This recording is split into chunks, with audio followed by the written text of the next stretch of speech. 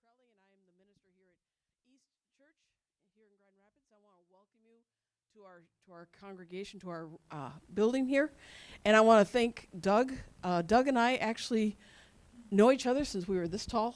He was this tall and I was this tall, but he and I grew up together, and so we've always kind of followed each other and kept track of where each other are in our ministry and our work together. And so as soon as I saw that he was in Holland, I said, "Hey, are you coming to Grand Rapids?" He goes, "Yeah, do you have space for me?" And I scrambled over the weekend and got it together, and here we are. So I am so excited to have you guys here.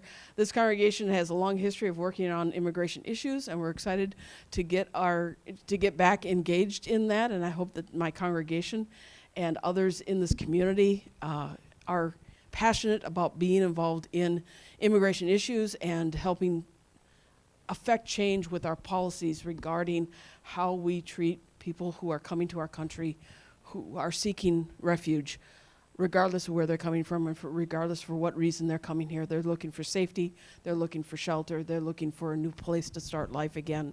They're looking for a new home, and we want to make sure that we are hospitable, welcoming, and loving. So I'm excited to hear more, learn more about what Doug has been doing and what this organization is doing and how we as people here in Grand Rapids can get involved. So let us begin.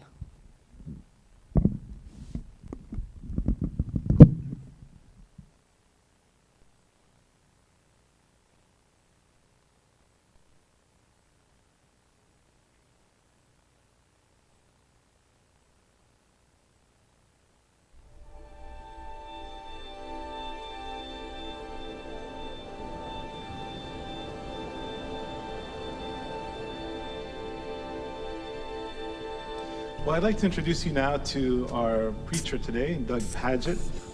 Doug is a national speaker, he's a writer, he's a pastor, he's got this wide imagination that you're going to have the opportunity to hear about today. We are going to do this ride that Julio mentioned, where we're going to ride our bikes from San Diego across the country to St. Augustine, Florida.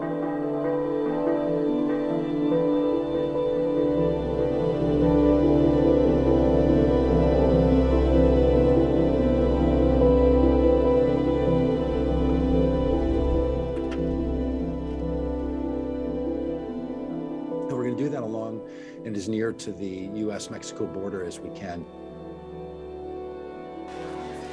to bear witness to the experience of people. It's going to take us 67 days to do this. Here we go. Our primary effort is to take the stories that we learn along the border and to tell them over time with people around the United States. They killed her husband, and they have nowhere to go. Especially in places that we think the political opinion about the border could really have impact on who we are as a country and who represents us. Republicans have made a deliberate effort to talk to religious voters, and we really believe many evangelical voters really do want to find a new option. This is the way we choose in this country to manage this part of the border, is to make this desert so deadly that if anyone crosses here, they're going to suffer in the desert. Todos son muertos. Todos. We're 400 feet to a water tank and 800 feet to the road. Just didn't quite make it. The systems that are created, they didn't just exist. Someone made them.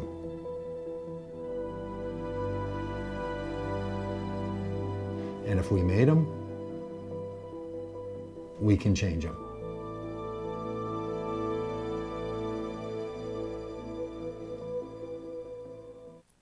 Hey, I want to thank you for coming tonight. We are traveling the country, not only telling people about the experiences that we had, but we want to tell you that we're making a documentary about the experiences that we had, because we know that people are changed by documentaries. In fact, a quick little quiz. How many of you have watched a documentary in the last month? And how many of you have told somebody about the documentary that you watched in the last month? And how many of you are like, why are you not as excited about the documentary as I'm excited about the documentary? That happens all the time. we're an organization that wants to help faith voters do the right thing when it comes to Election Day. And we have a particular opinion about that. And we know that a lot of people need a lot of help when it comes to knowing about the issues that matter to them. So we wanted to not only ride along the U.S.-Mexico border and then finish riding all the way across the country, but we wanted to get close to the stories along the border. So we want to get close to them not only for our own sake, but we also want to get close to them for the people that we knew wanted to pay attention. So that's what we're up to. That's what we're doing. We just started showing these little clips. We're going to show you 4 clips from the documentary tonight.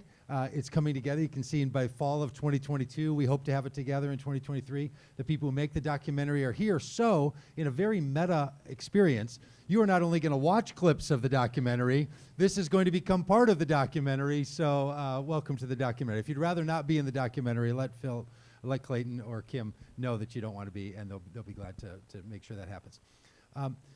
So we want you to have a chance to tell people. If you want to tell people about what's happening right now, everything we're doing tonight, including the videos you're going to see and the presentations that you're going to hear, they're all being live streamed. So if you want to message someone and say, hey, I'm doing this thing right now, you can go to the Vote Common Good website and they can watch it right there, or also on Facebook and YouTube and all those places. So if it gets interesting to you as we go and you're like, boy, I think my friend would really have liked to have been here, feel free to send them a note and send them a text. You're going to hear from stories of people who were with us along on the ride. You're going to hear from the people that we met along the way. Some of those people will be standing right here. You're going to hear from Dora Rodriguez. You're going to hear from Alma Ruth. You're going to hear from Mark, who all live and work along the border. You're going to hear from Shane and Danny Strong and Vanessa, who rode on the ride with us. You're going to hear from Ileana, who's going to tell you about how you can be involved right here in Grand Rapids in this kind of work. So I'm going to say this a number of times. We are here to recruit you. This is our Harvey Milk experience, and we want you to come with us on this experience, whether it's just telling other people about it or coming on a part of the ride with us tonight or becoming engaged here in this area. And we're also, in addition to watching some of these clips, seeing the stories that we've experienced, and hearing from people who are there, we're going to do a little trivia. So on your on your chair, you're going to find a white card and a pen, hopefully. And we're going to have some trivia questions up here about immigration and border practices. And what we invite you to do is to write down your answer, and then if you get it right, you hold your card up and you wave it around. Then at the end of the night, we're going to ask you to put your name and address and phone number or email on there if you want us to stay in touch with you. So that's also going to serve as your little registration card. All right, so here's one of the trivia questions for the night. What percentage of Americans say that immigrants strengthen the country because of their hard work and talents, as opposed to becoming a burden on the country? Is it 24% say that immigrants strengthen our country, 48%, 66%, or 82%? So go ahead and make your guess. Write it on your card. I mean, feel free to cheat. It's just between you and your card, but it's kind of fun to see if you get it right.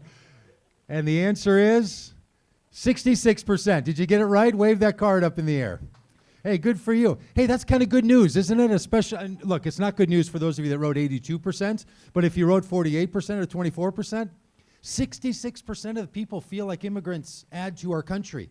Let's do what we can to move that number up to 82%. And let's not let somebody tell us that it's 24% only. Let's do all that we can to move that number and to move it along. There were a number of things that we learned on this ride, 3 in particular. One is that the border is not as dangerous as people were telling us. I don't know what you've heard about the border, but I know what I've heard about the border, and it's not what we heard when we lived out the experience. The second reality is the border is extremely dangerous if you're an immigrant. If you're a migrant, it's very dangerous because of U.S. policy. So it might not be dangerous for U.S. citizens or the people who live along the border, but it's extraordinarily dangerous for migrants. You're going to see some of those stories. And the third reality, the people who are dealing with that crisis that's created by U.S. policy for migrants along our border, the people solving that problem are people running small nonprofit organizations. It's not big organizations solving it.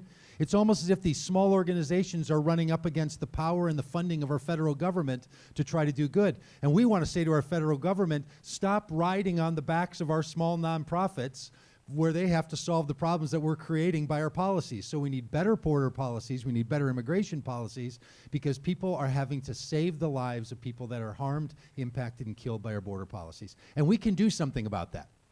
We make these laws in our country, we can change them. That's the good thing about living in a democracy, is that we can do that.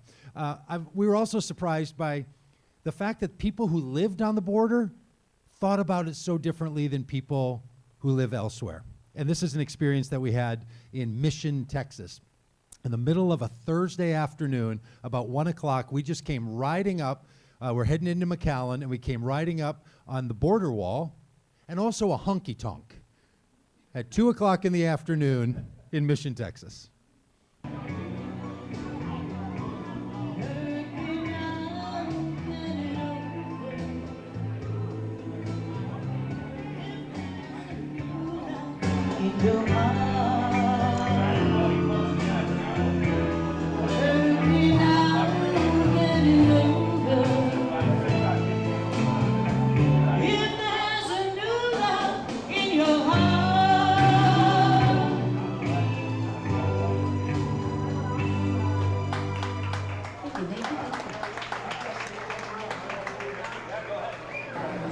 You're riding bike? Bicycles, yeah, that's our bikes up there. Oh, wow. I think this is the border, guys. Right? Yeah. We are legally crossed it. We started riding in San Diego. Oh, wow. Okay. We're going into Reynosa, Mexico tomorrow, and You're going into Reynosa, yeah, huh? we work with people that do humanitarian work with migrants and asylum so seekers. you've got people with you. Yeah. Because Reynosa's not a really good place. Now you can go in Progreso, you don't need anybody with you. But if you're going to go to Reynosa, you need people with you. Yeah, we work. I'm originally from Minnesota, but I just let them know those people there as over a there are kid? Minnesotans. These two sitting Yeah, at the table? they just bought the valley. They're from northern Minnesota.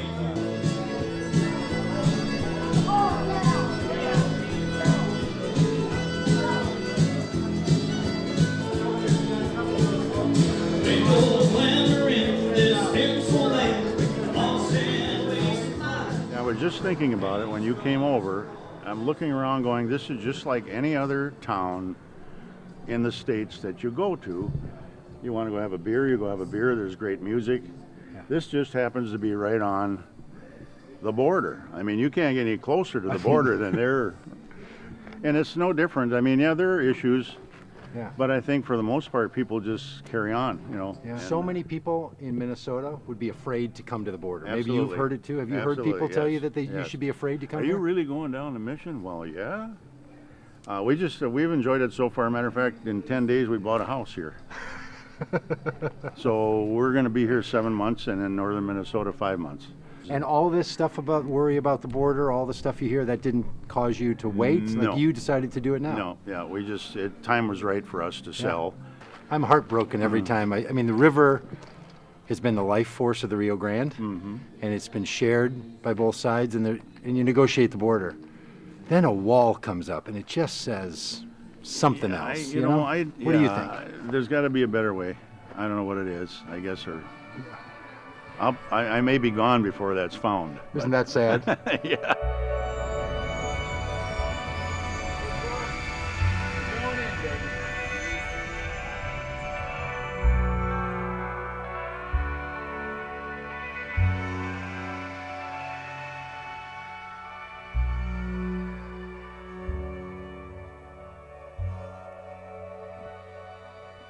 So those are the kind of people that we keep running into along the border. It was sort of incredible.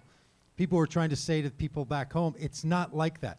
Now, I talked to a lot of people in that bar, and they wanted to know where we were politically, and I wanted to know where they were politically. Everyone I talked to was a Trump supporter, just to be clear. All of them. But they hated the wall. They thought that made no sense. So the political issues and the political divides sit really differently depending on where you are. Those of us who don't live near the border are hearing one story.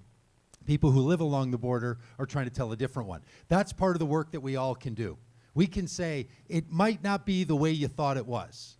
One more little trivia question, then we're going to let you watch a video about Dora, who you're then going to meet in a moment. What percentage of Americans say that immigrants are invading our country and replacing our culture and ethnic backgrounds? Is it 15%, 31%, 42%, 57%? Really need that Jeopardy music, don't we? 15, 31, 42, 57% say that we're being invaded by immigrants in this country. And ready? The answer is 31%. Wave that card around if you got it right. Thank you. Those of you who got it right are going to get on that. It's also not just a random 31%. 57% or 59% of evangelical Protestants believe that.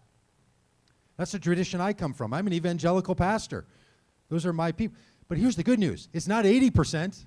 It's only 59%, right? So let's drive that number down. And if the people who identify as Republicans tend to be at a higher percentage, and the non-college educated and people 65 and older. Well, we all know and are those kinds of people, right? We know people like that. So it's not just that we need to be communicating this. We need to make sure we're communicating this to ways and in places where it connects with the right kinds of people. And the way that most people change their view of anything is that they find somebody that they care about who cares about an issue, and that causes them to care about. So we are all actually the solution to these problems. We're going to introduce you to Dora here in a moment, but we also want to show you the kind of work that Dora does in Arizona and in Mexico.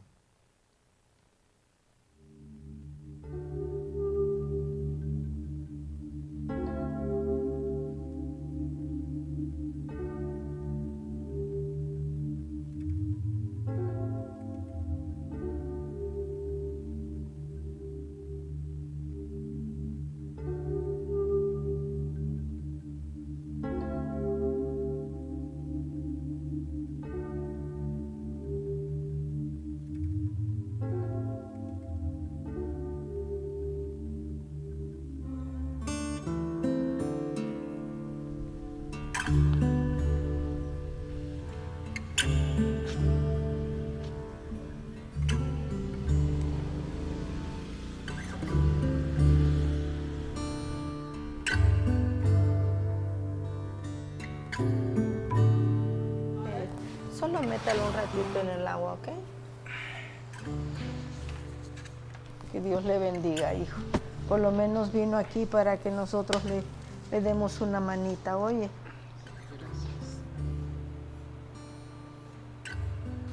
Lo siento mucho, de verdad. 6 días en el desierto. Qué horrible, hijo, por Dios, qué horrible. 3 días estuve en la línea esperando a entrar. Y ahí la comida se estaba terminando, por eso se me agotó todo. Suero, Gatorade. Lo siento. Ya el agua ya no. Que vamos a dejar que se seque un poquito, ¿ok?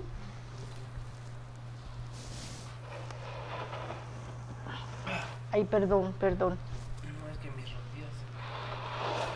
So he's hurting because he was with friends, but his 3 friends were able to walk with no problem, but he got his feet horrible. And I'll show you why, because the shoes that the smugglers give these people are horrible. This is how cheap they are, and every single pair of shoes that they get from the smugglers causes those blisters. So part of his story is very tragic, and it's very common that they get hurt and the group leave them behind because they want to go, they're going to do their journey, but the person who stay behind is when they risk their life to die. And this is what high school kids are doing, all the way in Providence, Rhode Island. Yes, beautiful. So I mean, I'm so thankful. And they write these beautiful notes, and they put $20 for them so they can have some money for their journey. ¿Usted la leyó, la notita que le hizo la niña? ¿La leyó? La notita. Una niñita de 14 años escribió eso. Querido amigo, hola. Mi nombre es Katy. Soy estudiante en los Estados Unidos y tengo 14 años. Entiendo que tu vida. Lo siento mucho. Muy linda. Que tu vida vale mucho, ¿verdad? Y la vida después puede incluir desafíos y luchas, dice. Encuentra salud y felicidad y éxito. Espero que tu viaje sea seguro. Por ayudar he incluido una donación para que en cualquiera de tus necesidades te deseo suerte. Con amor, Katy. Una niña de 14 años. Okay? This is beautiful. This is what these kids did. It's beautiful. Usted entró aquí por Sázabe, ¿verdad? ¿O entró por altar? Por altar. Todos esos son muertos. Todos. Todo lo que usted ve rojo son todos los muertos que hemos encontrado desde el año entre 1999 hasta ahora. Hemos encontrado 3.862 muertos en estos desiertos. ¿Sí?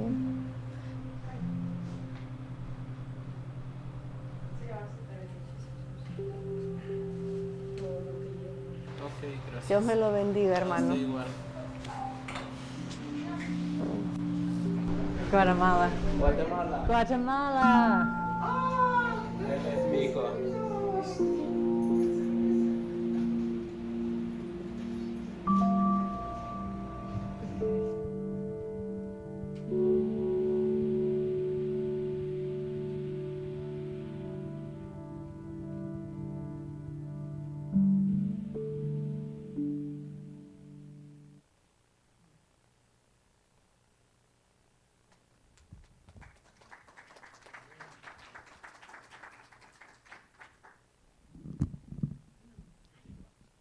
Get up.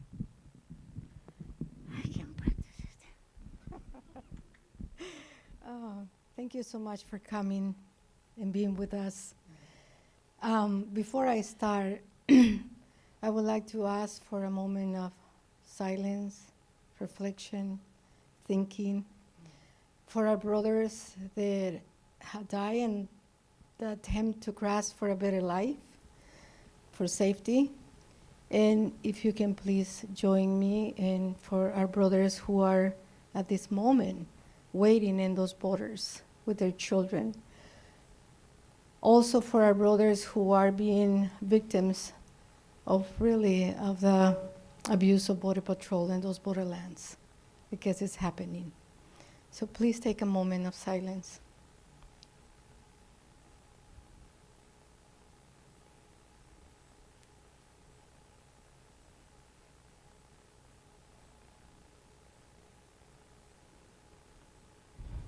Thank you so much. Many people ask me why I do what I do. And as I say, most of us in our life have a moment of maybe a tragedy, maybe a moment that changed our path. And that is my story. The reason I do what I do is because when I was 19-year-old, just a baby, a long time ago, I did that journey. I fled civil war from my country, El Salvador. And I had graduated from high school. I wanted it to be a social worker. I have always been a person with a loud voice when I see injustice and when I see things that are not right. And my mother said, "You're not gonna last in here. We are into a war." The war in El Salvador, in my country, killed 75,000 people, and it lasted 12 years, and displaced about 1 million of us all over the world. So that's the reason I got out. So as I say always, especially now when we see the news with our brothers and sisters and their children in Ukraine, this is what I did. This is these people still doing. And this is what's happening right now. People do not leave their country just for a pleasure, just because they want to go and have fun. People, I mean, you do go and have fun, you know, as a tourist, of course. But when you live in the middle of the night with a backpack, with a few things that you can fit in there, and sometimes you don't even say goodbye to your own children, or to your mother, to your wife, to your family, you leave your roots, You leave behind, you leave your family, your children, your food, your stories, your dreams. It's because something's happening. And this is what's going on with our brothers and sisters and our borders. I'm not gonna share my story as much, but you're more than welcome to share in to check our website, because we have a lot of more people tonight, and I respect that. But in the journey that I did in July 1980 in the area of Sonora, it's in Arizona, beautiful, beautiful desert, gorgeous. If you wanna Google Organ Pipe, the national mountain, is just beautiful, but it's deadly. So if you don't know where you're crossing, you will die. And it doesn't discriminate if you get lost. So in my journey, when we crossed, it was July, very hot, 117 degrees. 14 people died because it was a mother who was pregnant, and 13 survived, and I am one of the survivors. So I carry this in my heart. And as I was sharing with Doug one of these days, and I said, you know what? My story was my story, and it was inside of me, because it's very painful and very dramatic to talk about it. But when the last president came in, and he started calling us rapists, killers, good for nothing, I said, you know what, Dora, you need to open your mouth. This is the right time that you need to share your story and tell this person, if someday he hears, that you became a good citizen. You went to school and you became a social worker. You served this country. And I was good in having kids. I have 5. I have 5 kids, and they all grow up. They're beautiful people. They're good citizens. So this is who we are. We are people. We have faces. You know, we are not just numbers. We're people who need a second chance for life. And the place that you saw, I don't know if any one of you have any knowledge of what Title 42 is, real quick. Title 42 is criminal and is against the law, period. But because Title 42 is from the CDC code, when it's a pandemic, when it's a large disease going on, they need to control that, right? Well, the last president used that against our migrants. So he said, we're gonna do Title 42. What that means is that anybody who comes across our borders, undocumented, or present themselves to the port of entry to ask for asylum, will be returned to Mexico immediately. So in a little town where I serve with so much passion and mission and love, it's called Sásabe, Sonora. And that's the only beautiful thing I appreciate from Title 42. Because if it wasn't for that, I probably wouldn't be there.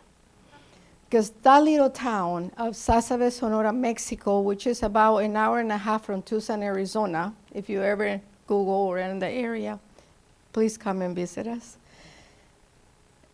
Immigration, Border Patrol was deporting, since the pandemic, since that came in place, 150 people every single day to nowhere.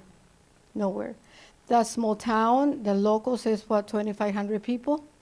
They live there, one school, one plaza, no public transportation, no hospital, no shelters. So our people was going to nowhere. So they were being returned every single day, any time of the day, any time at night, women, children, men, little ones, infants. So that's one thing. And then we saw a need. So what do you do when you see a need? You do that kind of stuff. So we gathered together as a community. We developed this wonderful commitment between the local women in that community, and they, accept us, because we of course live in this side, and they're in their, it's like me going to your house and say, hey, I'm gonna come and build this at your house. You probably say, you need to leave.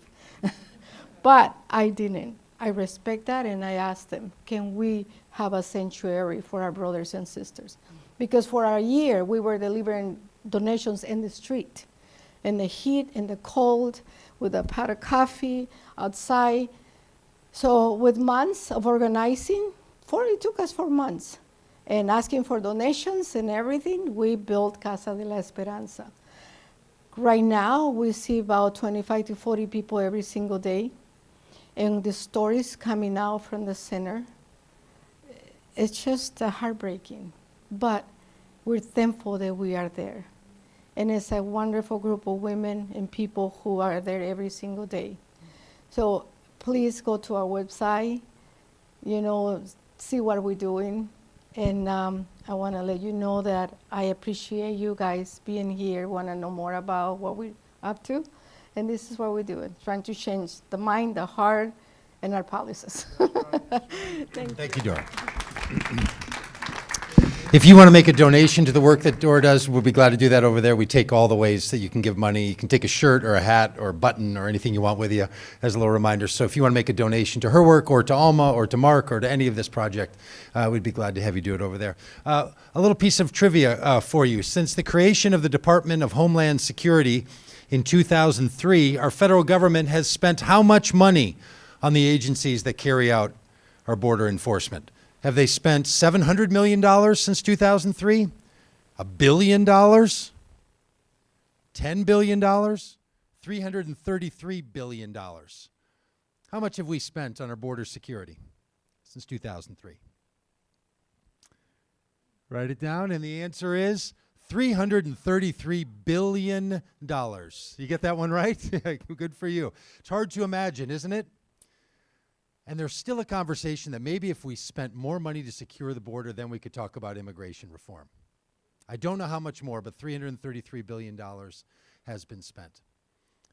And then there's people who run a sender for $2,500 a month, or you're going to meet Sister Lika here in a moment, who's in Nogales, Mexico, and you'll see the work that she does with donations and care from churches and individuals. And these are the people that are up against $333 billion of spending over the last 20 years, and this is what they're having to do to make good.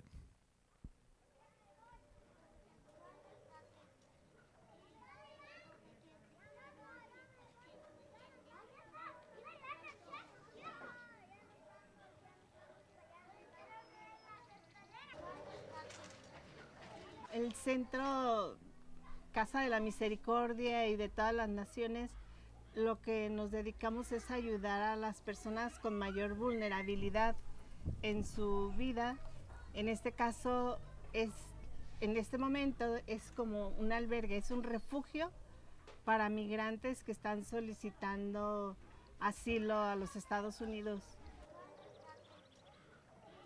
La gente que está aquí en su mayoría son mexicanos, muchos vienen de Centroamérica, incluso de Sudamérica, Venezuela, Colombia, Nicaragua, El Salvador, Guatemala, Honduras, que van llegando hasta llegar a esos Nogales. La gente que está aquí no está porque quiere. Es gente que ha sufrido o su vida corre peligro y no pueden estar en sus lugares de origen y por eso tienen que dejar sus pueblos, sus casas para buscar una serenidad, una paz que no tienen en sus tierras. Esta mariposa representa la migración, the migrants. Es la monarca, ¿no? La monarca. Y para nosotros es como símbolo de la migración. Y al fondo voy a poner cometas. Un niño allá de aquel lado. Un niño con kite.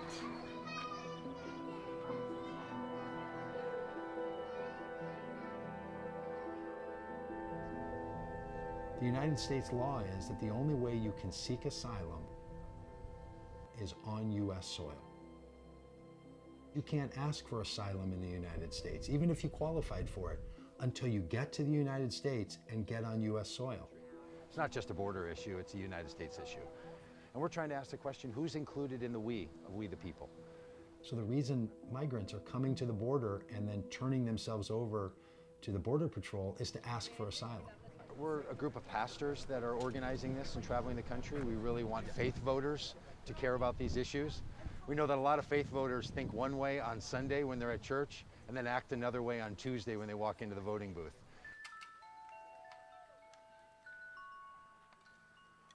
The We the People ride started in San Diego, California, and now these bikers are going to head on over to check out the migrant situation on the other side before they continue along their journey to Jacksonville, Florida.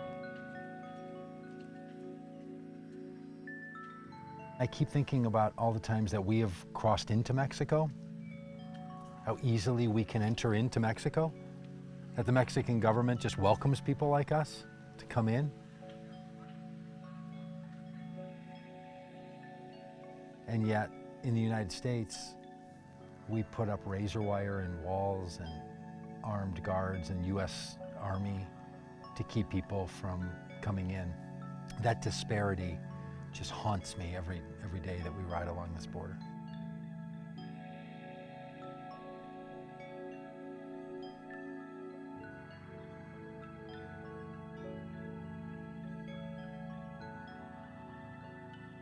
This doesn't feel as much like a shelter as it does a big family. Can you talk a little bit about how you create a sense of community? Su situación permanece en un estado de familia. De hecho, nosotros recibimos familias completas, papá, mamá, hijos, mujeres solas con hijos o mujeres solas, que son las más vulnerables o menos espacios tienen donde llegar. Y crear esta comunidad ha sido como una respuesta a la necesidad, ponernos en los pies del migrante, ponernos en los pies de ellos y crear a través de la experiencia con el trabajo de las personas esta posibilidad de vivir en familia.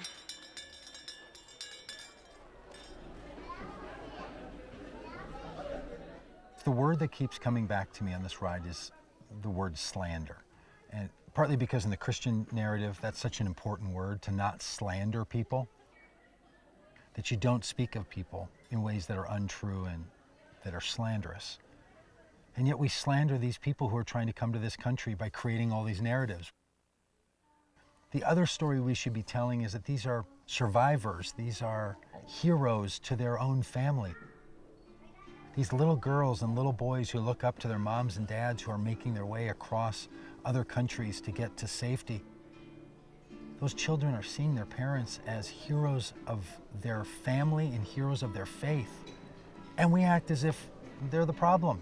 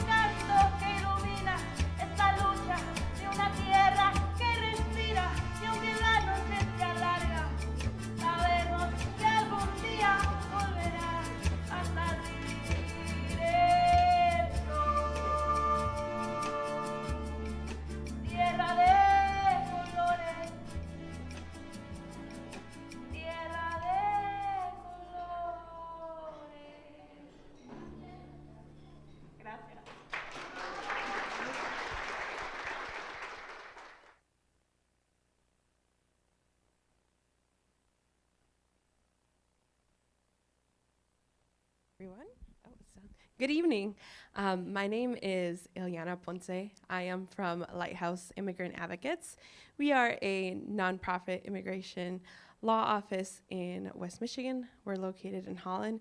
But before I continue, I just want us to give us a round of applause around this room, because I see people here who can make a difference and can change. And this is a worthy cause, so it's very humbling to be here today. So thank you for having me. Before I go on to say what I do and what my role is at Lighthouse Immigrant Advocates, I want to share a little bit about what inspired me to make a career change, and why I think my work is so valuable and why I'm so inspired and passionate about it. It's because of organizations like these, because I am a daughter of immigrants, and I currently have a father who migrated for a better life and is still living undocumented after all of these years. I have a mother who fled from El Salvador from civil war. She was brought here, not by choice. She was seeking safety. And by God's mercy, she was able to receive her residency about a year ago. So I'm very happy about that. Thank you. An answered prayer. And a couple, maybe a year or two ago, I just really started to pray for direction. I'm a woman of God, so above being a person who is passionate in changing lives, I'm ambassador of God's love. So I was passionate about making a change and doing something in my community, making a difference. So I prayed, open a door. Where do you want me to go? And there was this job position that was open. I went in there. I started off as the administrative assistant and moved up to be an outreach program coordinator. I now operate and assist with the Afghan arrivals that have come into the U.S. We are serving the West Michigan new Afghan arrivals that are here, trying to assist them with adjusting their status, because like I shared with some of you before this, it is literally a situation of life or death. People were not expecting to leave their homes from one day to another. They were not expecting for this to happen, but they're here now. And now it's our job to help them, and it's our goal to help them to adjust their status and apply for asylum. It's not an easy task. But anyways, that's a little bit about what I'm doing right now. And I'm very proud of the work that I do, and I'm very proud to be a light keeper, is what we call each other. A light keeper is someone who is in charge of making sure that the light keeps shining. And that was the job of someone who attended a lighthouse before. So we all call ourselves light keepers. Lighthouse Immigrant Advocates, again, is a nonprofit immigration law office in Holland, Michigan. We are currently operating and assisting our immigrants and refugees in the area. We assist with naturalization, DACA renewals, work permit renewals, I-90 renewals, and we also provide family reunification services. So we do a lot, naturalization processes, very proud work. It started in 2015 with a vision of our founding managing attorney, Sarah Jorvan Austerhout. It has since grown. I believe they started as a team of 2 ladies. Right now we have a team of 10, outgrowing the office. We're trying to expand our services, and taking on this new project has just, it's been inspiring and just eye-opening to see, there's a lot of cracks in the system, and there's a lot of things that need to be fixed, and who better to do it than us? We have a voice. Big changes start small, and we got to start within our communities. So one way that you can start helping is by volunteering with agencies such as ours. Right now we are taking volunteers to assist with the Afghan resettlement process. So we just got done interviewing all of our Afghan arrivals, and we're actually getting ready in a few weeks to turn around and start the asylum process.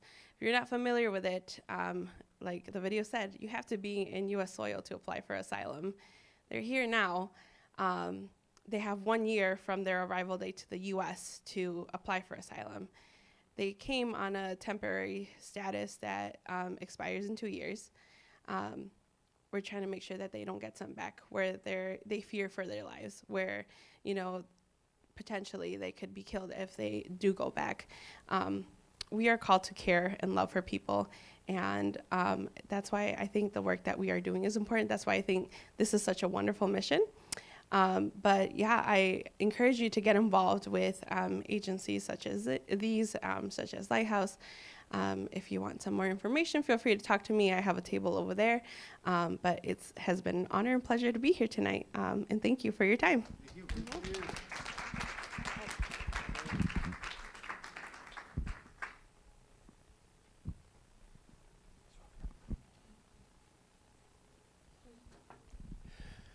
I'm Mark Adams, and I've spent the last 24 years living in Agua Prieta, Sonora, Mexico, with an organization called Frontera Cristo. I migrated 2,000 miles from Clover, South Carolina, and my spouse migrated 2,000 miles from the south on the Guatemala-Mexico border, and we encountered ourselves in Agua Prieta, Sonora, and we've raised our family there. Today is Tuesday, for those who don't know. But Tuesday is an important day for me. And it's an important day for me because today is the day that we hold vigil. Every Tuesday at 5:15 for the last 1,104 weeks, we remember those who've died in the desert. One of the things that we all have in common is we're all created in the image of God. Another thing is we're all beloved by God. And another thing is we're all going to die. And I want to tell you about two deaths. Of two very special people. One happened on February 19th of this past February 19th. A young man named Carmelo Cruz Marcos was shot and killed 30 miles outside of Douglas in the mountains in a very isolated area by the U.S. Border Patrol. He joined one of thousands of people who've lost their lives while migrating without documentation. While he was killed by the bullet of one person, the reality is he was killed by a system that led him to a very dangerous place. 3 weeks ago, we had vigil where we put his name on a cross and we remembered him. His mother, his 3 children, ages 2 to 9, joined the vigil via Zoom from Puebla. And his mother said, "I want justicia for my son," was one thing she said. And then she said over and over, "He's not a robber, he's not a robber, he's not a robber." He was going to work hard to provide for his children. And one of the things she said is he wanted a roof that didn't leak for his children. He's not a robber, he's not a robber, he's not a robber. And then she said, "I want his body to be brought back to my door." Hopefully this week his body will be returned in a box to her door. It's not a death that you would like. It's not a death that I would like.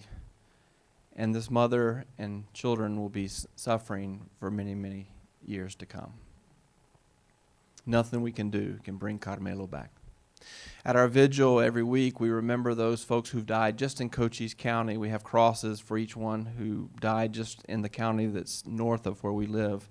And we process and we have put out their crosses, we name their names and put their crosses on the line to remember that they were created in the image of God, loved by God. So I'd like us to take a moment, and when we call out their name, we always say presente, calling into presence their memory. So in memory of Carmelo Cruz Marcos, if you would say presente after I call his name. Carmelo Cruz Marcos.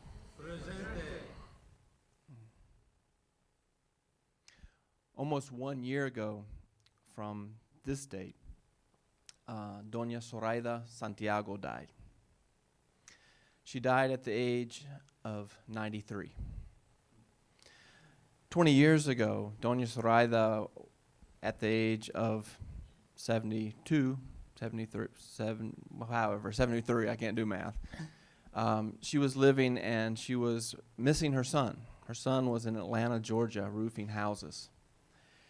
And Doña Zoraida joined together with some other farmers from the state of Chiapas, Mexico. She was a coffee farmer. And her son and many of the other children of the community had fled because coffee prices had gone down really low. And so she got together with a bunch of other farmers and decided to start a coffee cooperative in which they don't only sell their coffee at fair prices, but they actually roast, package, and export their coffee. and they call their cooperative Café Justo. And when she died, her son was by her side. About 3 or 4 years after she had started this cooperative with other people in their 50s, 60s, and 70s, their children started coming back. And so Doña Zoraida died not only with her son by her side, but with her grandchildren by her side. And her grandchildren not only finished high school, which was the first for their family, but they finished college. And now Mundo, the son who returned from Atlanta, was in Agua Prieta. He's a leader in the cooperative, and he was visiting his roaster, which is 2,000 miles away in Agua Prieta. And he was talking about what a joy it was that his children were building their homes in their community. Doña Zoraida died, just like you and I will die someday. Doña Zoraida died with her family surrounding her. And she did that because she had a vision. And others joined that vision of a world where families can be together. And I hope for each of us, when we die, we're surrounded by the ones we love. And I hope that each one of us will work for changes in our immigration law that won't lead folks to have to leave their land. And I hope for those who have to leave their land, I hope we'll work to change the law so that they can come through ports of entry like Doug could go through those ports of entry, like I can go through ports of entry, and not be pushed out into the wilderness and face death. May God give us courage.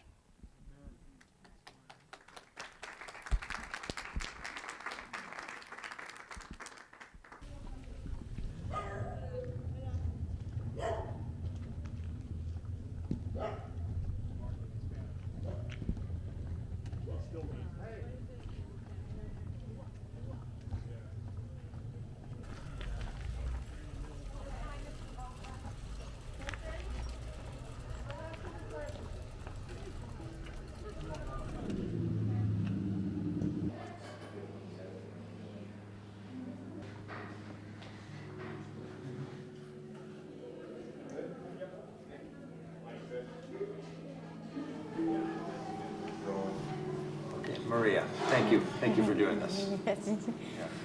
Gracias por hacer esto. Maria, will you tell us your name and where you're from? Dinos tu nombre y de dónde eres. Buenas tardes a todos. Mi nombre es María. Yo vivo allá en Aldea Timactés, San Matías Tetambo, municipio de... Salí de mi país porque peligro para mí, peligro para mi hijo, y violencias, drogas, violaciones, no hay comidas, secuestradores para mis niños. Mi esposo hace años me dejó, se abandonó, él casó con otra mujer y se abandonó con mis hijos, por eso yo no quiero abandonar mis hijos, yo quiero mantener mis hijos. ¿Cuántos niños tienes? 2. I have 2 children. Un varón y una hembra. One boy and one girl. How old are they? ¿Cuántos años tiene? Es mi hijo, trae 11 años. One is 11. Mi niña dejó 9 años. And my girl that is back in Guatemala is 9 years old. So why is your daughter back in Guatemala? ¿Por qué dejaste a tu niña en Guatemala? Porque no hay dinero, ya no alcanza mi dinero cuando salí. Por ahora se perdió unos 34,000 quetzales. Porque cuando me trae mis 2 hijos, muchos dineros. Sí, es difícil. Me quedo triste. Cuando me dejó mi niña allá en Guatemala, estoy triste. Yo quiero luchar por mis niños. Yo no quiero perder mi vida, mis hijos. Allá no hay luz, no hay agua potable, no hay nada. Yo me trabajé día a día. Yo me salí como a las 6 de la mañana. Me llegó hasta las 4 de la tarde. Apenas me gané unos 30 quetzales. No hay dinero, no hay comida. Estoy triste. Ya va 11 años, quedó con mis hijos. Ay, estoy luchando por eso. Yo quiero luchar por mi vida, mis hijos. Yo no quiero. I wanna mis keep hijos. fighting for the sake of my children. Yo estoy miedo por aquí. Nadie me ayuda, pero gracias. No, para servirte. Sí. When nobody was helping us, nobody looked at us. We are very thankful God sent us because everybody ignores us. This is your son? ¿Es tu hijo? Sí, es mi hijo. Yeah, Pascal, thank you for sharing this. Gracias por ayudarnos. Gracias. Thank you for helping us. Te agradezco.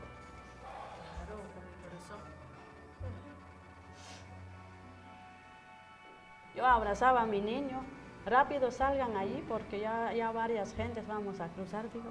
Y luego salí, bajo del cima de esos, iba corriendo con mi niño porque son peligros también, ahí llegan los más feos también.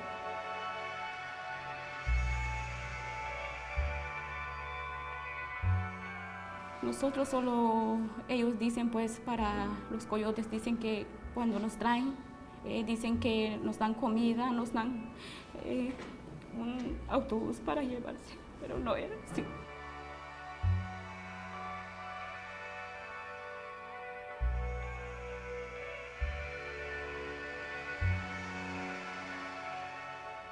To God of all breath, we ask for love and care and kindness and goodness to these sweet mothers, sons that we've met today. Changed policy for the United States, safety in that plaza, and to put it in the words of Jesus, may your kingdom come and your will be done on earth as it is in heaven, because this is not that. So we will say an amen, but it is a paused and broken amen, because this work is unfinished. Amen.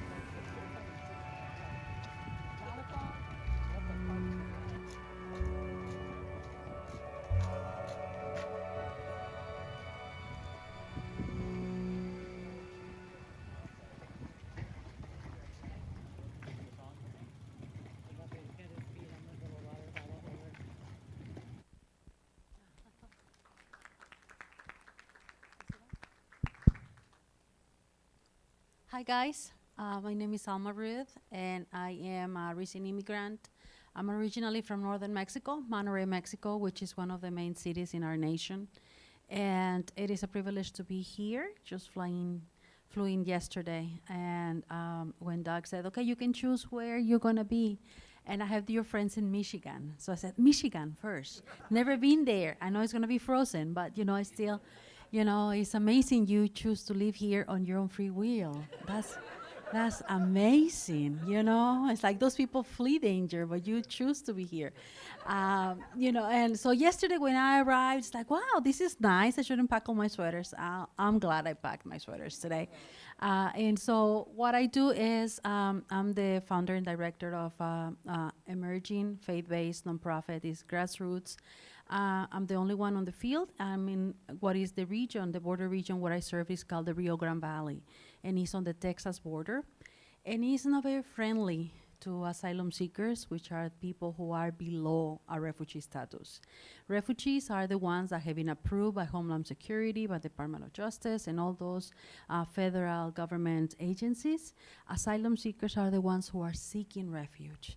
And it's very difficult to become an asylum seeker because you have to be, like Doug was saying, you have to be on American soil to do that. Well, in our breaches, there's a checkpoint, like on the Rio Grande River, in the middle of the breach. There's a checkpoint, and federal officers ask you for your documentation in order to go back the checkpoint.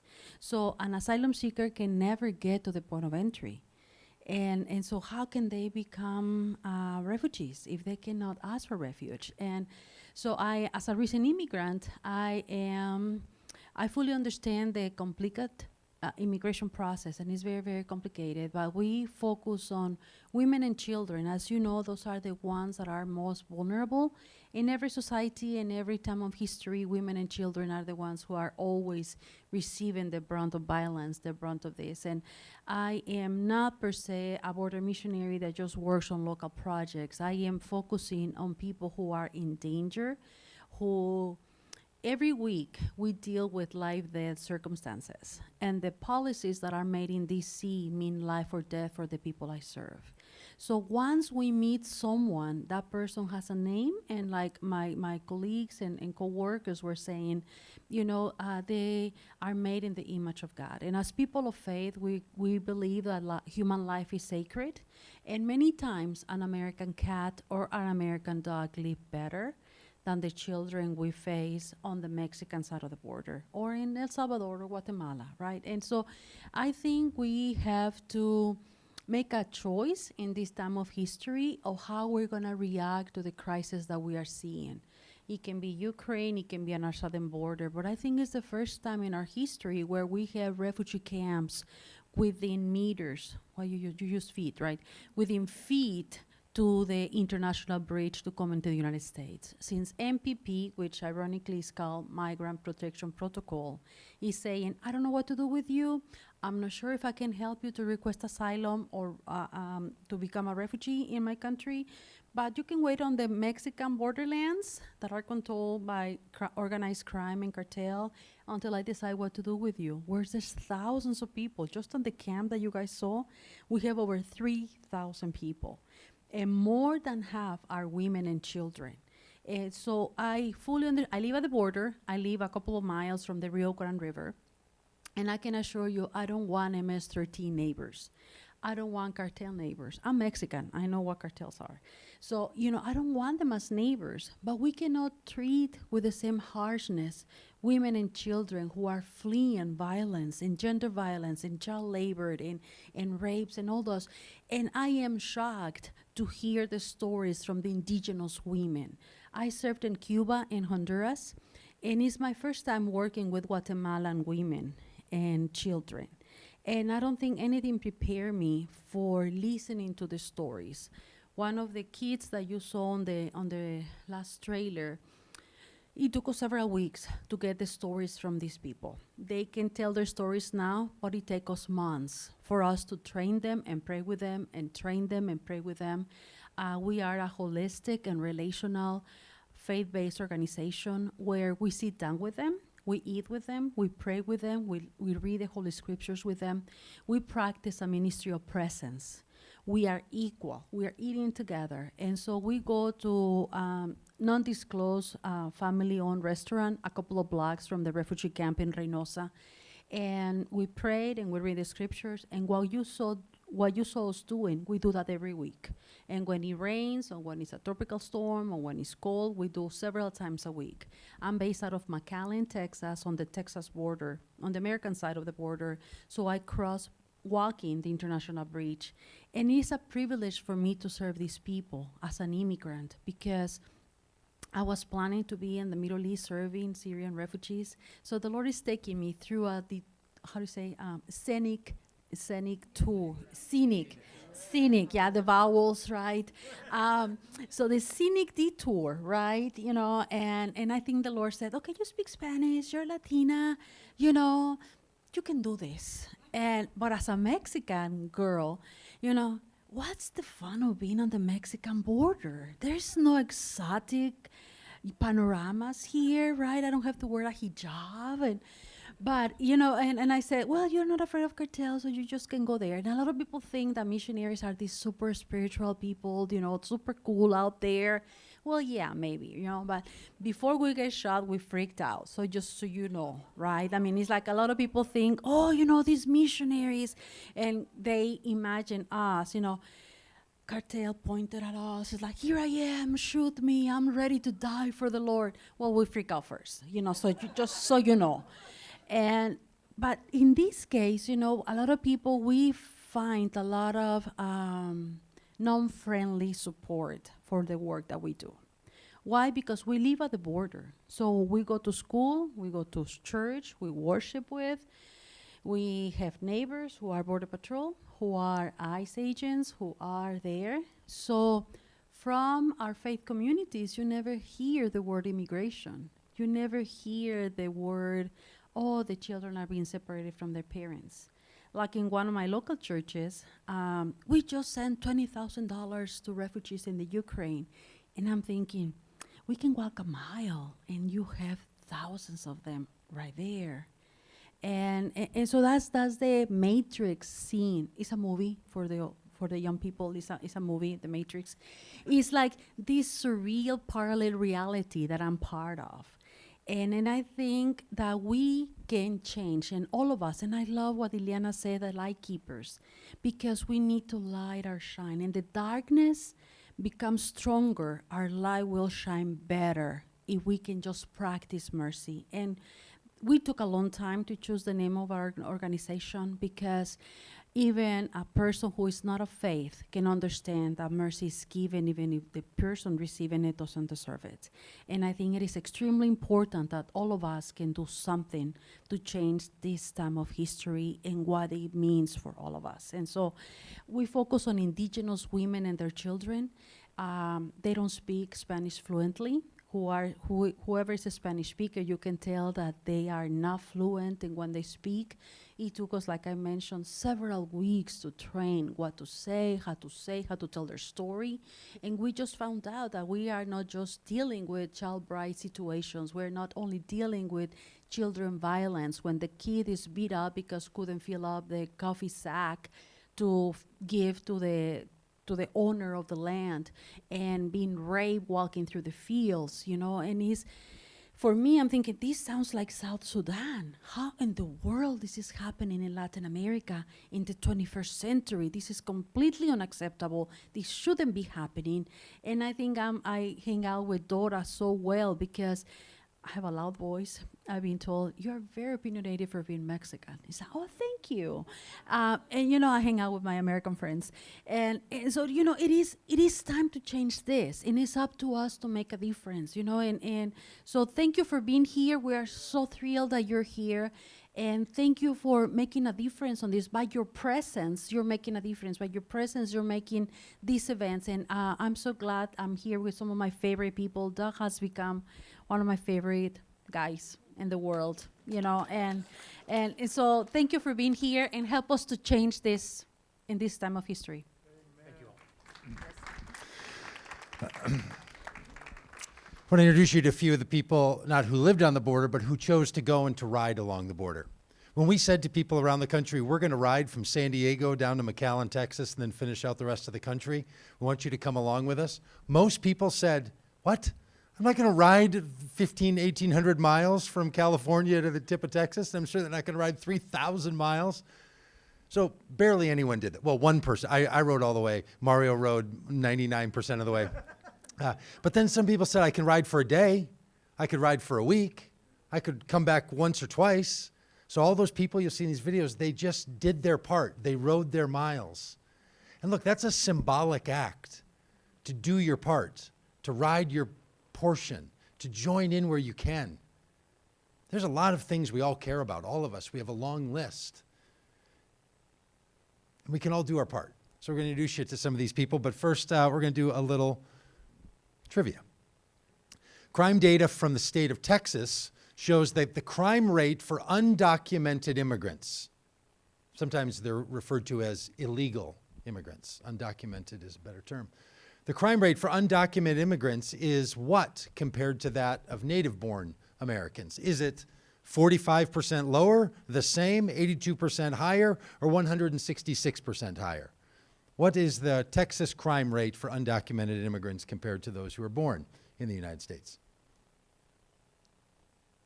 Writing them down, and the answer is 45% lower. Oh, you got another. I think you might be 4 for 4, my friend. Lower crime rate. I mean, look, sometimes people just don't know the story, and sometimes they're just told things that aren't true about the story. So sometimes we have to introduce them to the people, and that's part of the reason some of us want to get closer, so that we could say, can I tell you my experience?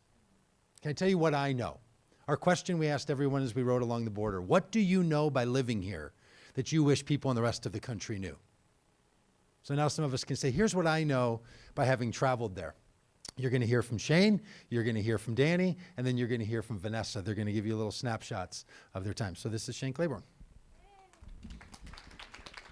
It's great to be here with you all, and always good to be with these folks that I have the privilege of meeting on the bike ride. I went on part of it. I went for one day and I was hurting, and then Doug gave me this leotard looking thing with a pad that just was like work magic, and I felt like I could go. I think I ended up going almost 200 miles, which was what I had in me. But when I was riding, one of the things I thought about as we're looking at the wall that was behind us for much of that ride was a story that Jesus told. Jesus told parables, or kind of stories with a point, and one of the parables Jesus told was in the Gospel of Luke. He talks about a rich man and another man named Lazarus who was living on the street. And as Jesus tells the story, he says that the rich man, who incidentally doesn't have a name in the story, but lived in a gated, comfortable life of luxury, gated neighborhood behind a wall. And right on the other side of the wall is a man who's struggling. And it says that the dogs came and licked his sore. His life was difficult. The two guys end up dying. And Jesus says that the rich man ends up in hell, and the angels rescue the man who was on the street. And some of the early Christians point out that the name Lazarus was the only person named in the parables of Jesus. Usually they're vague, like the farmer and the workers. And yet Lazarus is given a name, and his name means the one God heard and rescued. And the rich man doesn't have a name in the story. And the early Christians said, we need to pay attention to that. Part of the point of that story is that God knows the names of the people who are suffering. The names that we don't know. We know the names of all the rich folks. We got streets and buildings named after them, pews with their names on them. But God knows the names of those who are suffering on the other side of our walls. And the other thing that the early Christians talked about in this story is that the rich man thought that he was building a life of security and safety, but he found out that the wall that he was building not only separated him from the suffering of the world, but it separated him from God. He literally locked himself into hell. And I think as we look at the walls and the gates and all of the things that we're hiding behind, you start to ask, why are we doing this, right? And as we heard the stories that you've heard tonight, the stories that are lived out every day on the border, what became clear to us is that the real crisis on the border is a crisis of love and compassion. That we're actually the ones who are in danger. If we're hiding behind walls and gates and in a world that is separated from those who are hurting. And any time we build a wall, we can be pretty sure that God is on the other side with those who are hurting. And so as we look at our own spiritual crisis, I think in the church, as we look at these statistics and see that many of the evangelical Christians in our country are some of the most fearful, there's a scripture that I would invite us to really stand on. And it says that perfect love casteth out fear. Somebody say amen. I know we're not all Pentecostals in here, probably not even all Christians, but everybody's got something in them, And I think that promise that love casteth out fear, that so much of this is about fear, and our fears are socialized, they're conditioned, right? I just saw a study that said you are twice as likely to be killed by a white supremacist in America than by a Muslim extremist.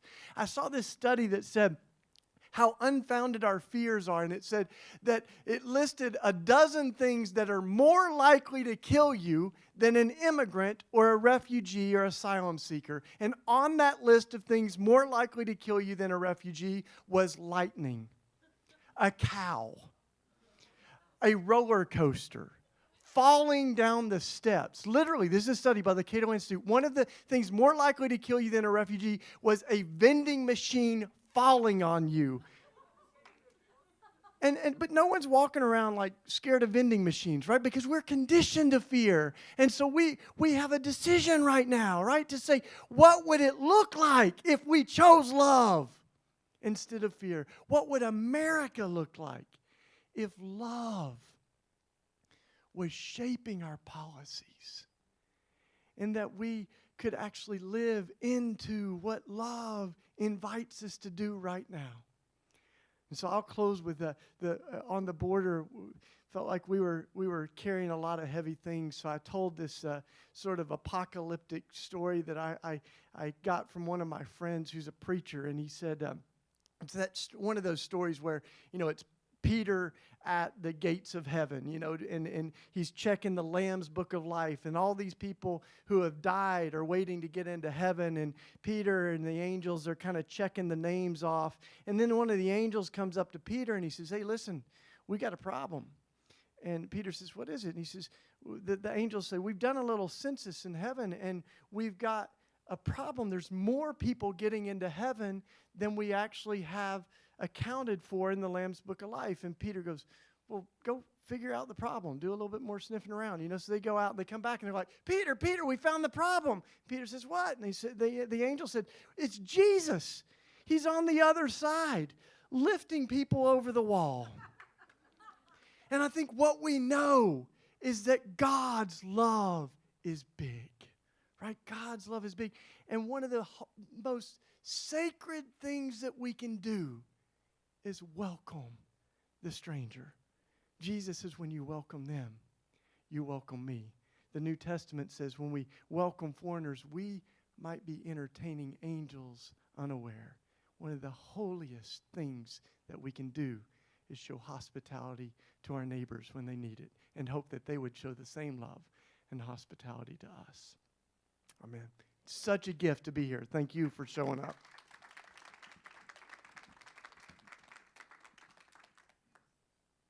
And now, Danny Strong. I know most people don't think about us up there in the mountains. Many of my patients are miners. It's dangerous work, and they carry the burden of building this nation on their backs. They're in pain. These people, my people, trusted me. I can't believe how many of them are dead now. We've begun looking at something that could be big. OxyContin. Purdue Pharma, they've been marketing the drug as something that's not addictive, when it clearly is. All your doctors are going to be asking, how is this even possible? Your most effective talking point are these magic words. Less than 1%. Less than 1%. Less than 1%. Less than 1%. They told me that less than 1% would become addicted. If OxyContin does what I think it can, it could soon become Purdue's first billion-dollar drug. Purdue continues to lie about the drug's safety to doctors, to patients, and the FDA. We have a major case here. Addiction rates, overdoses, and crime are on the rise across the country because of this drug. I think maybe the medicine might be just a tad more addictive than you said. I can't live like this anymore. Our community is ground zero for a national catastrophe. Purdue will not move unless we punch hard. This is not our fault. These people want to be addicted. I want top executives to feel some pain. It's crucial they understand we've created the greatest painkiller in the history of human civilization.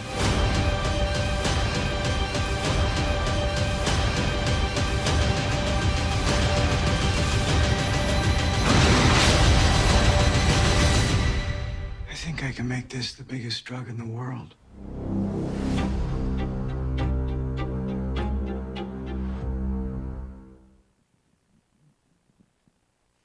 Hi, everyone. My name's Danny Strong. I'm the creator, writer of the TV show Dope Sick from the trailer you just saw. Thank you for showing that trailer, Doug. It's a little advertisement for the show. You're like, why are they showing this? I was even thinking, why are they showing the trailer? But it's a powerful trailer.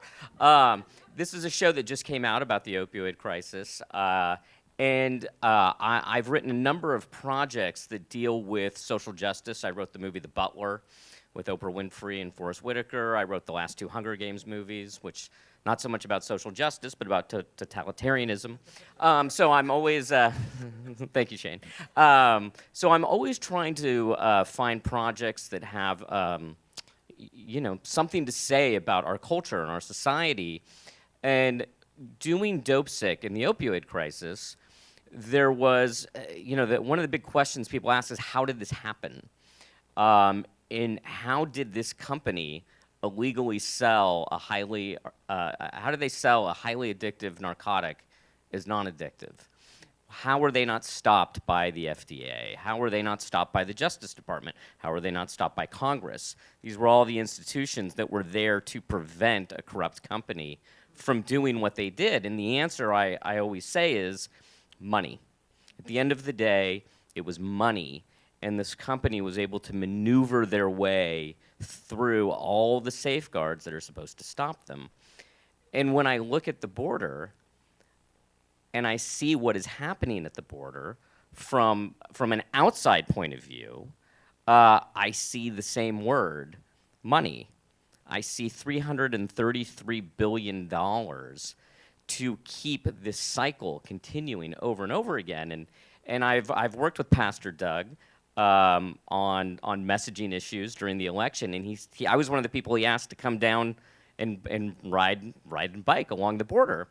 And I love Pastor Doug. I love Vote Common Good. So I said, sure, I'll be there. My fiance was like, what are you doing? I said, I'm going to go to the border. And she said, isn't it dangerous? And I thought, well, maybe it is, I mean, there's this image of the border, right, that is taught to us in American culture, in the media, that it is a lawless, reckless, dangerous, very, very scary place that you need to be very, very, very afraid of. And part of me knew that, well, if there's that narrative that's that loud, it's probably untrue. But I want to go see for myself what is going on down there.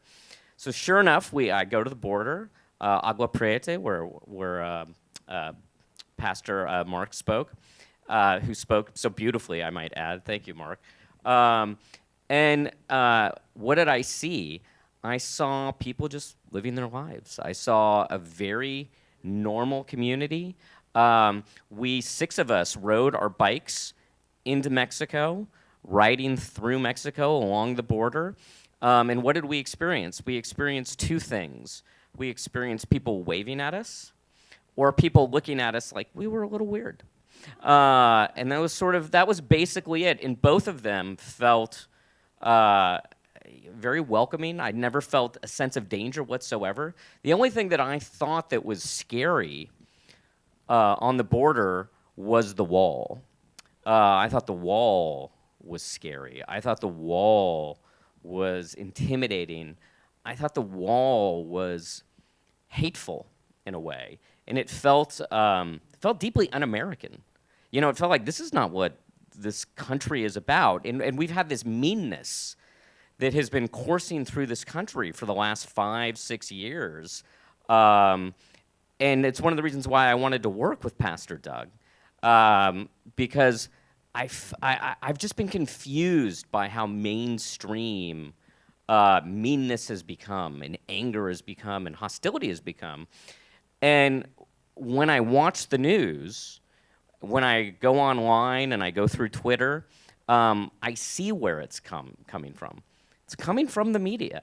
And I see in the news, in news websites, the same techniques that I use as a storyteller. I'm trying to create these stories. That was a very dramatic trailer, right? I mean, you were like, that looks pretty good, that's pretty cool. I'm trying to create really dramatic, exciting narratives that are going to get you to come watch it, right? But I pick one story, and this took me 3 years to do this show, right? The news does it every single day, but they're using the same techniques that me and my friends are using to tell our stories, is that they're trying to make things more dramatic than they are. And what that does is it creates false narratives like the one we have about our border, right? But it does something else which I think is causing a huge problem in our nation, which is that it makes us angry and it makes us scared. So much of the news is about disaster, disaster, be afraid, scared. I was watching CNN earlier today, and it was literally 5 stories in a row that were like, you're gonna die, you need to be scared, go home, lock your door. Each story after the next was more terrifying than the next, and I'm sort of desensitized to it at this point. But it's causing, what that does is it entrenches us in ideas that at times aren't even true. And in the case of the border, well, that's what's happened, is these ideas that aren't even true are being used as a tool for people to hate each other, to be enraged by each other. And I think that when you heard these beautiful stories that you heard tonight, I hadn't heard any of these before, and I was deeply moved by them. You see the victims of those stories, and you see the damage that those stories can cause. And I have to tell you, it's the same thing as Purdue Pharma and the opioid crisis. What is it ultimately about? It's about money. It's about an entire industry that is designed of people getting paid to keep this false narrative going, and it's about these news organizations. And I'm not just talking about one news organization. I'm talking about all of the news organizations. Their job is to make as much money as possible. So they're putting out narratives to get you angry, to get you to watch them like they're entertainment. And I say that as someone who makes entertainment. And I, like I said, I see them doing the same things that I'm doing, but for a very different purpose. So I'm just so thrilled for you to be doing what you're doing. I think it's incredible for all of you to come out here tonight, to hear this presentation, to listen to these stories that I think people don't know, don't understand. I didn't know anything about the border till 3 months ago when I went down there and I saw this is not a scary place. This is a perfectly normal place. And people coming to this country trying to escape violence for not just a better lives for themselves, but they create a better life for us too. It's a two-way relationship. So I think the work that's being done here is incredible, and I'm going to keep doing it. And if there's anything you all can do to join as well, just even to spread the message, I think it's a cause worth having, and you know, one of the more important causes in our nation right now. So thank you so much. I really appreciate it.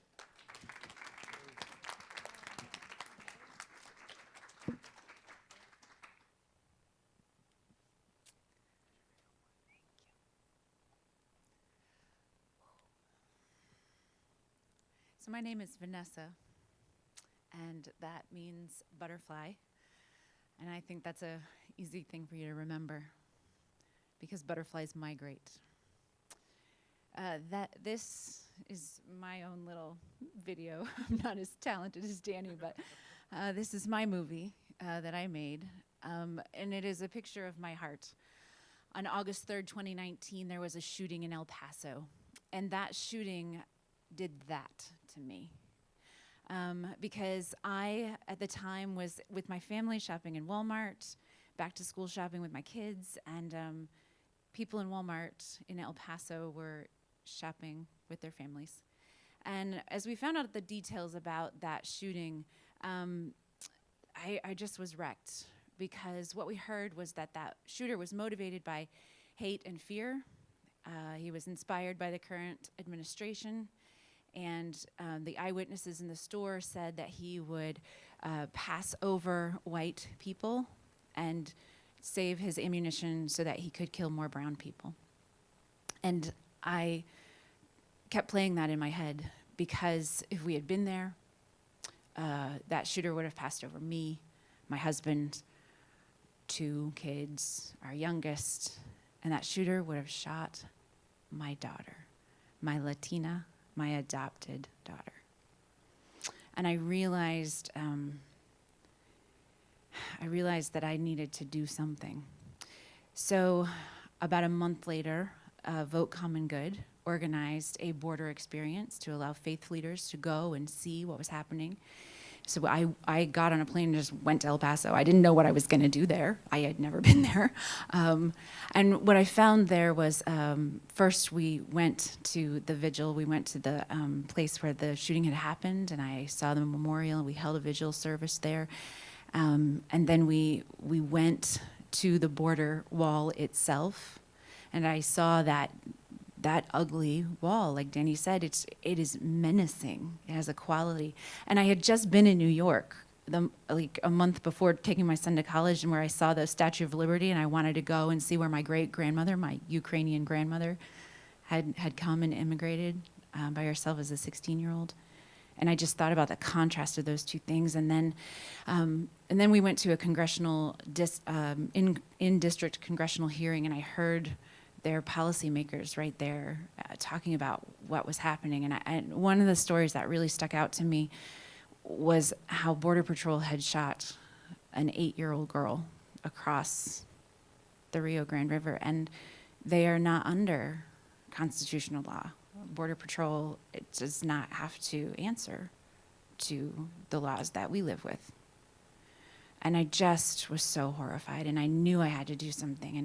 And I went back to my room that night, and it was dark, and we were in the desert, and there's a quality to the quiet. There's a breath to it, and I was wrestling with God, and I was saying, I am nobody. I am nobody. I have no Instagram following. I have no money. I'm not famous. My own family in rural Pennsylvania, they are not going to listen to me. Nobody is going to believe me.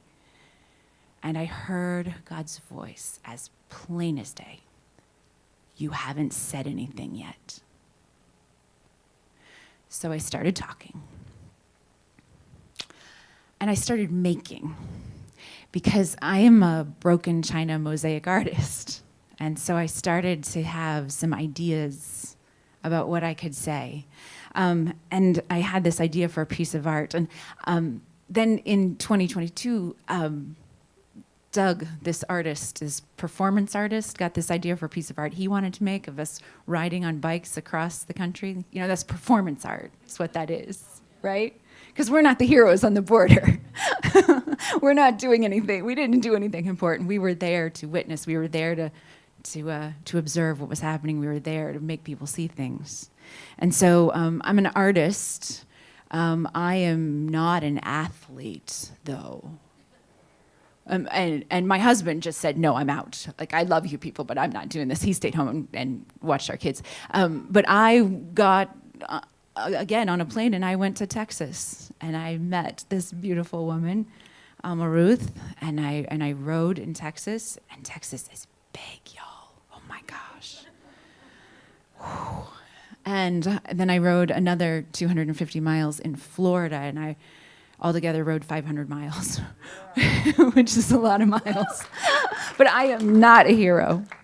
I'll tell you who the heroes are, and the heroes were these women. The next morning, after the celebration, we dip our toes in the ocean, and we have our big celebration. The next morning, and we're all getting ready to fly back to all the different places that we have to go. And I got a chance to sit down with Dora and Alma Ruth and Maria, who takes water out into the desert.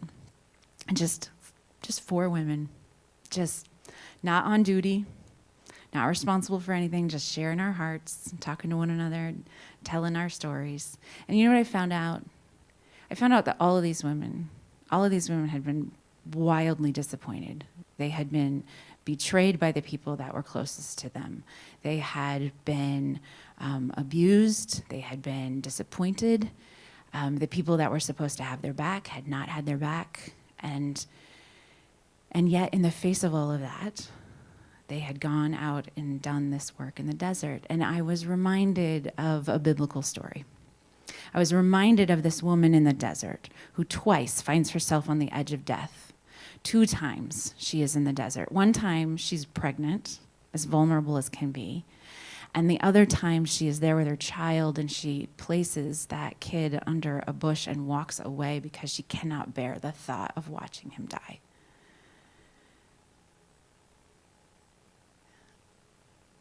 Her name is Hagar. In Hebrew, her name means slave. In Islam, her name means beautiful nurturer. 2 times God comes to her. And Hagar does something that nobody else in the biblical story does, that, as far as I know. Hagar names God. Normally, God does the naming. God says, you're going to be this. This is your new future. And Hagar is the one who names God. And Hagar calls God the God who sees. The story in the New Testament is the God who hears. The story in the Old Testament, the God who sees. See, if God sees, then we should see.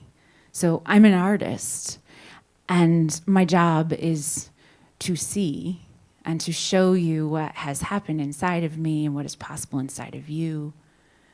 My job is to show you transformation.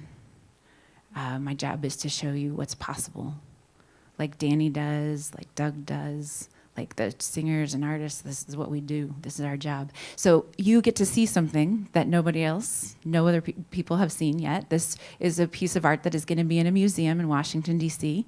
in the fall. This is called Rend and Remember. And this is 7 panels, much like 7 days in a week. It's a calendar, and it's also a map, because it's made out of souvenir plates of the United States. And so you can see there is Texas right here, and there's Arkansas where I'm from, and there's Indiana and Iowa and Florida. And it's also made out of commemorative Mother's Day plates. Because we can't make things out of violence. We can't make something beautiful out of violence.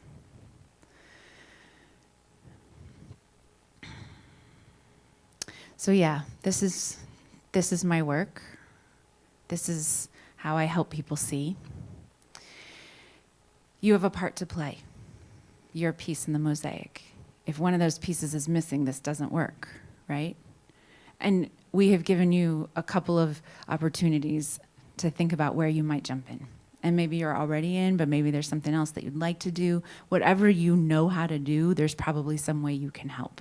Listen, if all you do is follow Alma Ruth and listen to her stories, you'll know what to do next. She'll tell you. You can help. Okay? You can follow on Instagram, you can donate, you can learn more, you can get educated more, but just by following along a little at a time, you can give, you can buy a t-shirt, you can contact your representatives, you can interact with this beautiful art installation with the photographs in the back, and you can help support this movie so that more people can see it and so they can learn the stories. You have a part in the mosaic. Thank you. Our final bit for the night, Brandon's going to sing for us a bit and lead us in a song. Thank you for that, Vanessa. And I do want to point out, as she did, that there's this installment in the back. We've run into another group of people who travel along the border. They drove from McAllen, Texas to San Diego, the other direction, and took photographs. That's what you see in the back. And then they built stories around each of those. If you point your phone at the QR code, it opens up their website and then tells you more of the story, and you can watch videos. So they drove a car the 1,800 miles the other direction, and we rode our bikes the other direction. And we didn't know them before all this started, and then we sort of bump into them because we're doing this. And so we're carrying their story along. We didn't know Alma Ruth. We didn't know Dora. We didn't know Mark. We didn't know these people. We didn't know any of you. We want you to feel like you're part of this community and can join in this. We think we're going to go back to the border with bicycles again. Not sure how, when, how, but we're going to do something. Pretty much anybody can ride, or you can drive, or you can come along, or you can, just cheer us on. So keep up with us, would you? We'd love to send you information. If you've put your name on that card and drop it off over there at the table, we want to stay in touch with you. We use email for this. We use text messages, all that stuff. Don't worry. It's not like we're going to message you, email you every week. So give us your email address. We actually email you 3 times a week. Really, we do 3 times a week. So, we'll keep up. You can delete them if you want. We don't know. But we do want to keep up. We have a lot of things going on, a lot of ways that we organize. So please consider traveling with us, whether it's in spirit, in mind. consider a donation. If you want to make a donation over at the table to what Dora is doing, Alma's doing, what Mark is doing, any of that kind of work, what we're doing with this, just make mention, or if you write it on your card that you donated X amount of dollars for, you want it to go for that cause, and we'll make sure that all the money goes to those causes. And then if you want any of that stuff, if you want a shirt because you want to talk about the documentary, someone says, why are you wearing a movie reel? You can tell them about it. A Love Beyond Borders shirt or hat, or a Vote Common Good thing. We just want you to feel like you're sort of part of it with us. That's why we carry all this stuff. We're not selling shirts. We're not selling hats, right? We're wanting you to feel like you're included in this effort. So please do. And then this is going to be my last pitch. We're going to Holland tomorrow.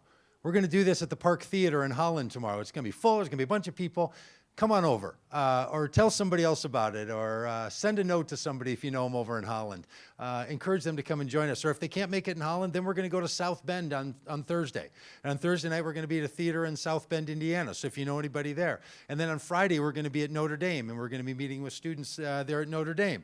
So do that. And then on Saturday, we're going to be just outside of Madison, Wisconsin. So you might think I'm joking when I say we want you to come with us, but really, you can come with us tomorrow to Holland and then go down to, we have room in the bus. Climb aboard that little mini bus out there, and we'll take you with us along the way. Or come to Madison, and then on Sunday, we're going to finish this portion of this tour in Minneapolis. So if you know anyone in Minneapolis, please send them along. So we want you to know that we're going to keep going. We'd like to take you with us. Sign up. Brandon was on this ride with us. I don't know what I've done with the clicker. Nick, can you click that little? Oh, there you go, Vanessa. Would you click that? We'll show you Brandon. You'll see him in here.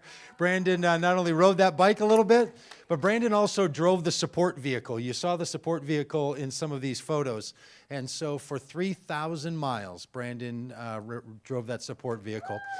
Tim Gilman, right back here, drove where's Tim Gilman? Tim Gilman's right there. Tim drove the other support vehicle. We had an RV that we lived in and camped out and lived in an RV and did these kinds of things. So Tim and Brandon were along on this ride, and they were making all of the rest of it happen. They were rolling along with the rest of us. And Brandon also got on a bus and wrote this. I don't know which song you're going to do, but maybe wrote this song. So this will be the end of our night. When he's done, hang around here as much as you want. We'll be here for a bit, so don't worry about feel like you're keeping us. Stay in chat and all. Pastor Lori, thank you for the church. Thanks for the invitation to be here. We really appreciate it.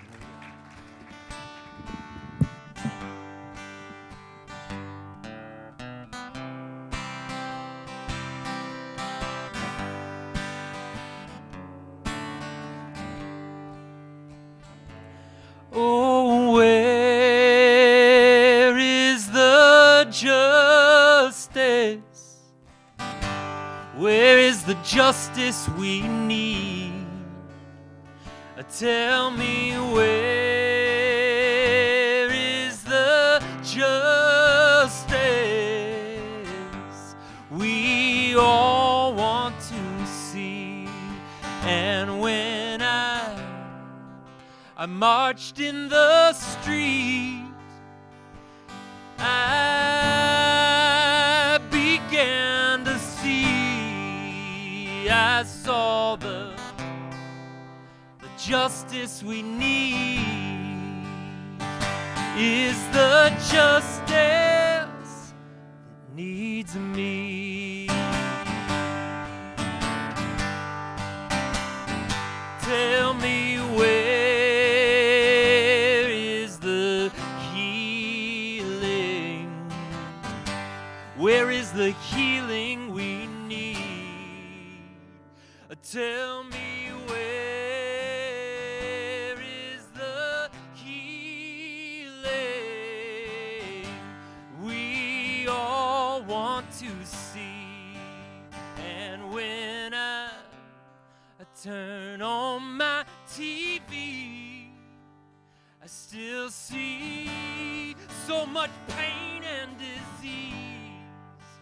I see that the healing we need is the healing that needs me. So tell me, where is the peace that Where is this peace that we need? Oh yeah, where is the peace that we all so badly want to see? And so I phoned up an old friend. I said I'm sorry for the grief. Yeah, I see that the peace that we need is the peace that needs me. And I see that the healing we need is the healing that needs me. And I know that the justice we need is the justice